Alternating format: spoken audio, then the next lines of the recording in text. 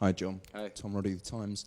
You were talking earlier about penalties in 2018, and I think, if memory serves me right, you were going to be next after Eric Dyer in the Colombia game. Yeah, and it just made me wonder whether, like this year round, whether the order of penalty takers is already sort of planned at all, or how that is, or how it's planned. Yeah, no, not yet. We've not spoke about order or placements, what people prefer, and I think that comes down to when the team's selected, and obviously we're in that period of a tournament now where it's knockout, so we're probably going to enter one of those penalty shootouts, and hopefully not, but it's part of the game, so we have to be prepared for it. And today we've done practicing on penalties. The lads who didn't complete a full session yesterday did them today, so we're trying to keep it a routine thing and keep it in the back of our minds that it's fluent within our training sessions, that we keep up to speed and know what we're doing, and then obviously it's down to the manager to choose. And as you said, I was next after Eric. We'll see this time. Hi, John. It's Matt Lowe at The Telegraph. We seem to tie ourselves in knots about Harry Kane every tournament. We get into sort of pointless debates about if he has scored, if he hasn't scored, does he need a rest, does he not need a rest. At your club, you play with someone that everyone's got very excited about, Erling Haaland, and we sometimes, I think, get more excited about sort of foreign players than our own players. Mm-hmm. Having played with both of them, and I know they're different, can be different types of striker, is Harry every bit as good as Erling Haaland, do you think? Definitely. It's difficult to obviously say. Erling's so new to our league, and Harry's been playing it all his life pretty much. But yeah, players that like those two that you mentioned,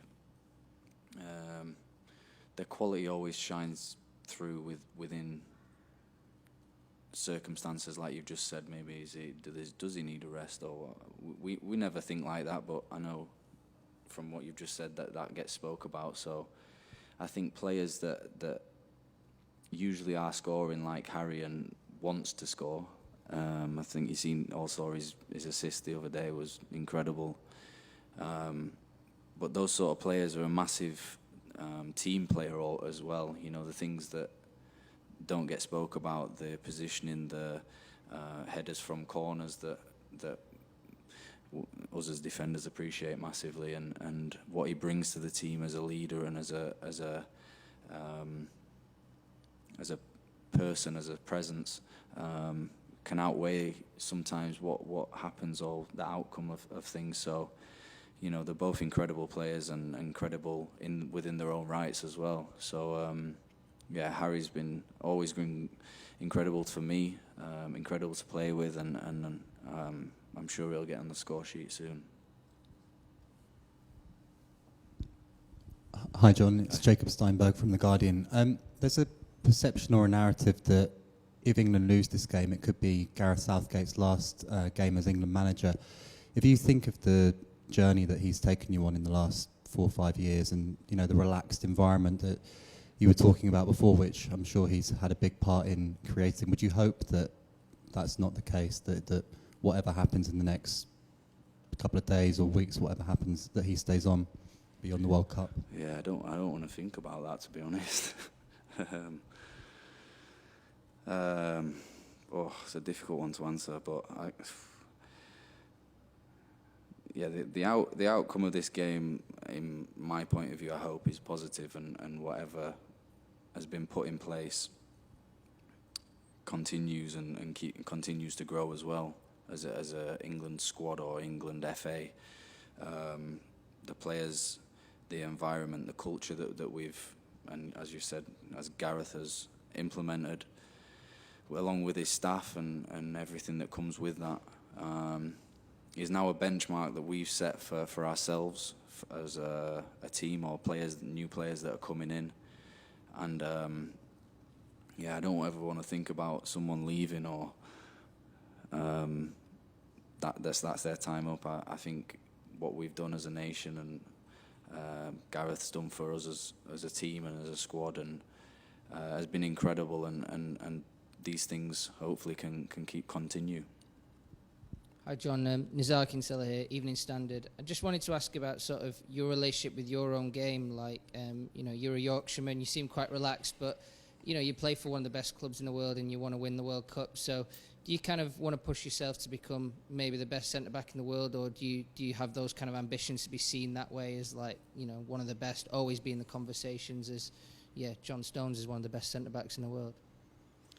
Oof. I think your football's got to do the talking for that. I think, I try and give everything, and I try and do my best with every game, keep a clean sheet, improve as a player, as a person. I'd love to be regarded as one of the best in the world. I think every player would. But I think that comes with performances and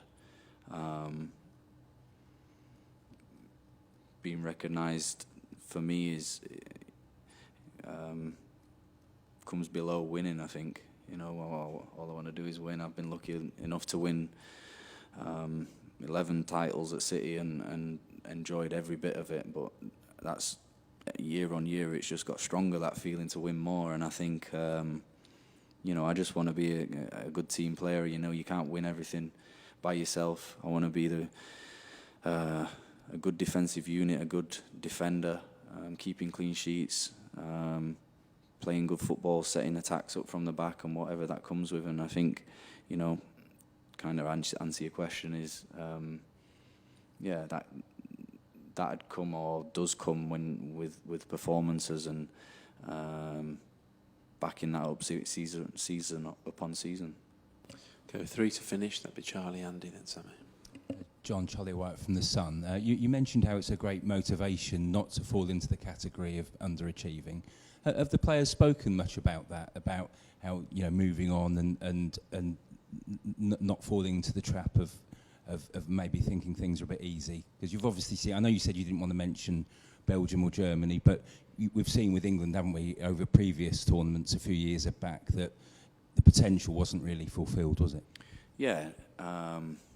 No, we definitely can't hide away from that in our past anyway. We spoke briefly in our meeting this morning as a team, and not letting any standards drop, whether it might be putting your kit the right way. For the kit men, which whether that might be putting our socks the right way for the kit men. We get on each other for things like that because we've created those standards that those little things matter, and the little things keep you on the right path. We spoke about what's happened and what the big nations that have gone out, and that we definitely can't make that. That can't be ourselves, sorry. And that goes with all the little things that we've been doing, and all the good traits that we've got as a team and as players. We can't let those slip or slide, and to make sure that we remain focused and focused on the job in hand. Thanks. Hi John, Andy Dunn from the Daily Mirror. Hi, just 4 years ago, you were part of the team and the defence that played against Croatia in that semi-final, and let that 1-goal lead slip. You were right in the thick of that. How long did it take you to get over that? And is that a motivation at this World Cup for you personally, considering also that maybe a year later, Nations League, you didn't have the happiest time then, you had to spell out the team after that. Is that a big motivation for you, what happened 4 years ago, to you personally and to the team at that World Cup? Yeah, 100%. I think because coming so close twice now, especially the last tournament, you never want to go through that feeling again, and it's probably more than likely that I will through my career. So I can't get my head around that, but I always want to better than whatever I've done from previous times, and obviously getting fourth at a World Cup was incredible from where we came from, and I think since 2018 we've built so much that we need to better that and some more as well. Yeah, it's always difficult when I look back on tournaments or difficult times when you've come away and viewed it as a success in some aspects, because I think it was definitely from 2018 a success in the terms of uniting the nation and everyone loving English football again. But then you look at it and realise that we were so close and wanted to do more, and I think that's kind of somewhere that I don't want to be again. I mentioned previously the things that I've been lucky enough to win, and this is something that everyone dreams of as a kid or as a fan, that wants their team to win, and we've got to better what we did last time. I think that's the long and short of it. Final question. John, Sammy Mockbert at Daily Mail. Can I just take you back to just your answer about the team meeting this morning and the standards that you guys are setting? Mm-hmm. Sort of apart from putting your socks on the right way, like you say, you set such high standards here. Can I just get a bit more insight into what you spoke about and what you mean about not letting those standards slip?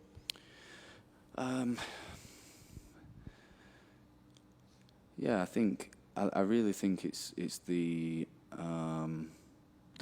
small things for your teammates. Not being late to meetings, as I mentioned, kit. All those. If you start getting sloppy with the little things, the bigger things start to get sloppy very easy. So I think it was just a quiet reminder from everyone that we need to remain and keep our standards and be conscious of those as well, because we're here together, we're here, and we respect each other, and we are all fighting for the same thing. So any 1%, 2% things that we can do to get better, obviously those are small things, but they matter to us, and then that takes and transfers onto the training pitch where we've been sloppy off it, we might be sloppy on it. We've got to train well, we've got to fight for each other, we've got to do the small details well, and as I mentioned about us already doing penalties, again, they're the little 1-2% that we can improve on as players, and we're consciously thinking about, leading into matches for when we get there, that we know we've ticked every box. Yeah, it's a hard one to describe to you, that. I think it's... When you're inside it, you know the standards and you know what's expected of you. So it's about being together and picking someone up when they've done maybe let something slide a bit or not realise they've let something slide, and having that unity. To answer your question, I hope I've done it all right. No. And was that led by? Presumably that meeting was led by Harry Kane and the senior players? Yeah, the manager, Harry, a few of the boys spoke up, yeah. Thanks, everyone. We'll end it there. Appreciate your time. Cheers, today. guys. Thank you. Thank you.